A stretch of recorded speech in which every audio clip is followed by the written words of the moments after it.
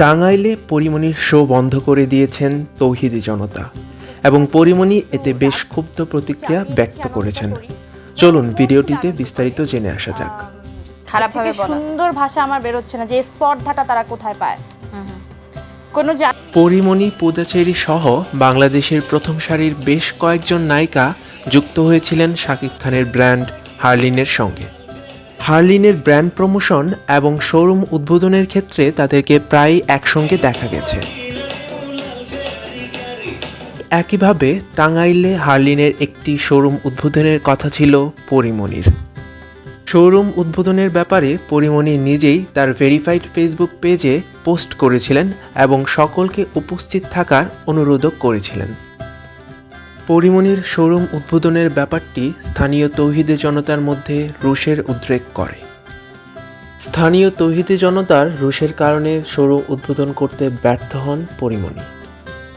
ফলে শোরুম উদ্বোধন করা ছাড়াই ঢাকায় ফিরে আসতে হয় পরীমনিকে। খারাপ ভাবে বলা, সুন্দর ভাষা আমার বের হচ্ছে না যে স্পর্ধাটা তারা কোথায় পায়। দিকে এই ঘটনার কারণে তীব্র ক্ষোভ এবং বিরক্তি প্রকাশ করেছেন পরীমনি। সামাজিক যোগাযোগ মাধ্যম ফেসবুকে তিনি লিখেছেন, এভাবে কি চুপ থাকা যায় নাকি?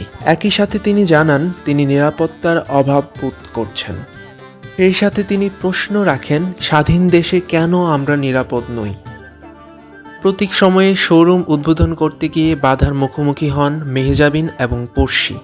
সেই প্রসঙ্গও তিনি উল্লেখ করেন পোস্টে। তৌহিদি জনতার কাছে তিনি প্রশ্ন রাখেন, ধর্মের দোহাই দিয়ে তারা কি প্রমাণ করতে চলেছেন?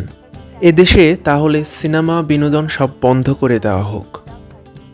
তিনি আরও বলেন, সরকার পতনের আন্দোলনের সময় তাহলে কি তাদের ইমোশনালি ব্যবহার করা হয়েছে নাকি তারা এখন ব্যবহৃত হচ্ছে? দর্শক, পরীমনির সাথে ঘটে যাওয়া ঘটনা এবং পরীমনির বক্তব্য কে কিভাবে দেখছেন কমেন্টে জানাতে ভুলবেন না কিন্তু। আর ভিডিওটি ভালো লাগলে ভিডিওটিতে একটি লাইক দিবেন এবং চ্যানেলটি অবশ্যই সাবস্ক্রাইব করে পাশেই থাকবেন। ধন্যবাদ।